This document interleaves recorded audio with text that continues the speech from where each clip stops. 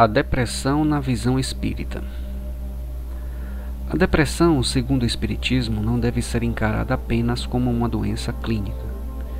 Como o autor Francisco Cajazeiras intitula no seu próprio livro Depressão, Doença da Alma, realmente não consigo ver diferente. É realmente uma doença da alma, mas se pudermos ser reflexivos, podemos tirar algum proveito dessa doença e vermos uma oportunidade. Calma. Explicarei o que quero dizer quando falo em oportunidade. Espiritismo e depressão, uma relação perfeitamente explicável. Primeiro peço que siga uma analogia.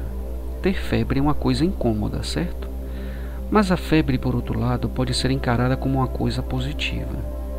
Ela indica que algo em nosso corpo está errado, que talvez exista uma infecção viral ou bacteriana. A febre é uma espécie de alarme sintomatológico que nos avisa sobre algo muito mais prejudicial, que pode estar afetando o nosso corpo. Para combatermos efetivamente com a febre, temos que agir sobre a raiz do problema. Devemos agir sobre a infecção. Quando usamos alguma estratégia para combatermos somente o estado febril, não estamos agindo sobre a patologia primária, portanto, a febre pode até passar, mas no dia seguinte, mais cedo ou mais tarde, ela retorna. A depressão, segundo o Espiritismo, um grito de socorro. Se você concorda que a depressão é uma doença da alma, então deveríamos buscar a fonte da problemática em nossa alma, em nosso íntimo. Podemos entender a depressão como um grito de socorro da alma, que o corpo somatiza através de sensações desagradabilíssimas. E assim como a febre, agir somente contra a sintomatologia externa, tristeza, desânimo e pensamentos desordenados, não será o suficiente. Existe algo a mais a ser feito. É preciso restaurar as feridas da alma, investigando as causas. Quem sabe, para o espírito encarnado, a depressão de uma pessoa seja, assim como a febre, um sinal de alerta. Há algo na vida que precisa de reparos. Precisamos mudar algo. A avareza, a inveja, o narcisismo exacerbado, os vícios, a vaidade, o orgulho, a arrogância, a ira, a intolerância, a criança interna que não cresceu e tem dificuldades em lidar com frustrações e tantos outros mais. Qual desses elementos ou outros que não cheguei a citar você carrega na sua personalidade? Você teria humildade o suficiente para identificá-los em si mesmo? Veja bem, não precisa você sair por aí falando de si mesmo de forma negativa diante de terceiros. Apenas reflita em pensamentos e identifique algo que não esteja correto em sua vida e reflita sobre isso. O Centro Espírita cura a depressão? Espiritismo e depressão.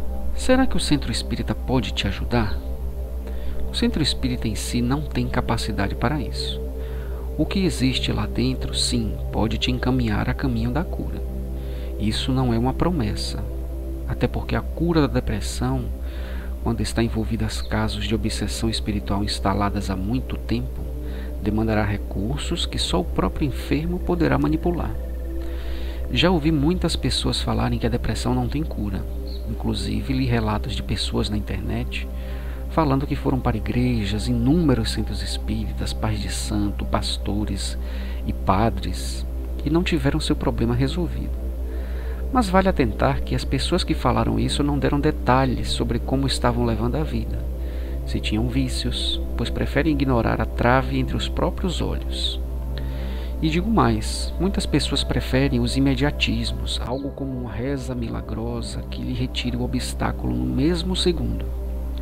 As pessoas adentram a igreja ou qualquer outro templo, mal absorvem a filosofia dali e já saem falando mal desta ou daquela doutrina. Logo mais, nos últimos parágrafos, citarei os recursos que existem nos centros espíritas para que você faça uso gratuitamente, ajudando no processo de cura. A depressão, segundo o Espiritismo, pode ser muito bem explicada e tratada. A cura existe e o enfermo não precisa perpetuar este sofrimento. Tratamento da depressão pelo Espiritismo. Espiritismo e depressão. A reforma íntima é o ponto-chave. A reforma íntima é o caminho. Essa espécie de reforma não serviria somente para a cura de uma depressão, mas para o resgate de uma vida inteira de infortúnios. A reforma íntima é o pilar central da cura de qualquer indivíduo, para qualquer doença, em que a alma seja a principal acometida. A reforma íntima é o principal remédio que não compete ao psiquiatra, médium da casa espírita, padre, pastor ou monge precisarem te receitar. É um remédio que depende somente do próprio indivíduo querer começar a tomar. A reforma íntima é um compromisso, e mais, não é dose única ou se assemelha a um tratamento de alguns meses. É para a vida inteira. A reforma íntima é o ato de se modificar por dentro, aprendendo a reconhecer os erros, os próprios defeitos, tentar corrigi-los. Se os erros já não podem ser corrigidos, pode-se policiar para que não se repita, e assim por diante. Os recursos disponíveis nos centros espíritas para ajudar a curar a depressão. Em primeiro lugar, quero deixar claro que qualquer prática religiosa pode e deve ser usada como um complemento no tratamento dos transtornos psíquicos, mas não se deve interromper tratamentos já em andamento. Existem vários centros espíritas espalhados por aí, cada um com formas muito semelhantes de atuar, outros com uma atuação mais diferenciada, porém não menos importante.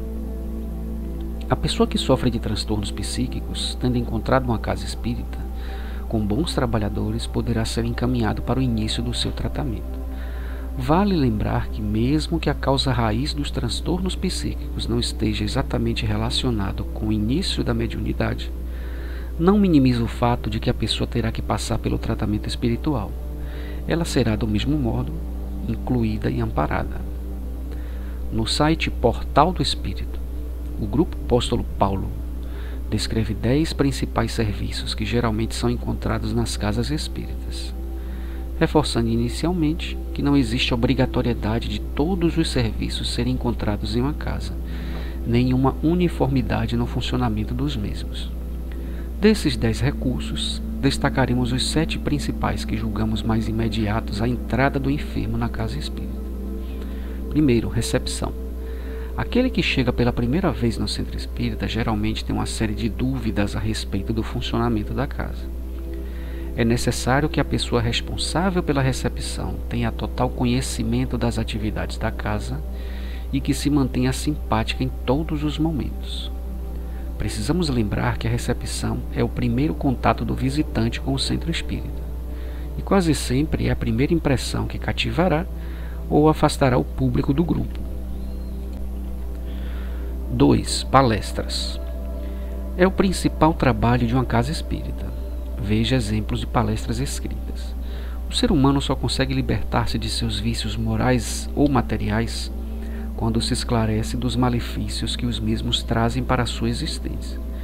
É através das palestras que os oradores conseguem levar o conhecimento espiritual existente na doutrina espírita. 3. Atendimento particular.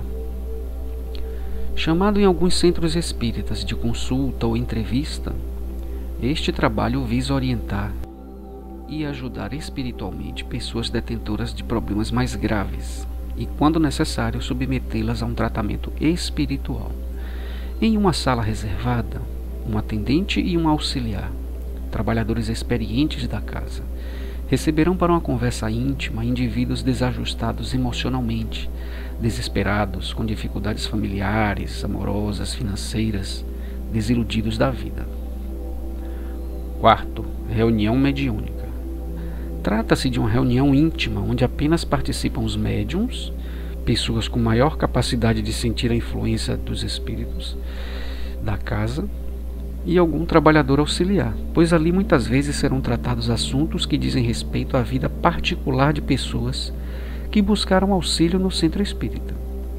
Depois de passarem pela sala de atendimento e verificadas possíveis influências espirituais ou obsessão, os casos serão levados às reuniões mediúnicas ou de desobsessão. Nessas reuniões, os dirigentes da sessão farão o que Allan Kardec denominou de evocação, ou seja, solicitará a Jesus e aos espíritos superiores que permitam a manifestação da entidade espiritual que está acompanhando determinado ser. Quinto, tratamento espiritual. Todo aquele em que foi diagnosticado uma influência espiritual ou obsessão deverá passar por um tratamento espiritual. Ele consiste na aplicação de passes semanais, a ingestão de água fluidificada e o acompanhamento das palestras no centro espírita, buscando a análise constante das imperfeições que possibilitaram a má influência se instalar ao seu lado, tentando melhorar-se moralmente a cada dia. Sexto, passes. Os passes são transmissões de fluidos de um ser para o outro através das mãos. Os fluidos são energias que fazem parte da estrutura material e espiritual dos seres. Nos centros espíritas é aconselhável que os médiuns passistas tenham uma vida regrada, sem os vícios já citados no item Reuniões Mediúnicas. Sétimo, estudo doutrinário. É indispensável ao bom funcionamento do centro espírita o estudo semanal das obras básicas da doutrina espírita. Para os trabalhadores em geral, é aconselhável a leitura de O Livro dos Espíritos e de O Evangelho segundo o Espiritismo. Esse texto foi extraído do site umcaminho.com e a fonte é Estudante Espírita. Um bom dia, uma boa reflexão e que Deus esteja nos vossos lares.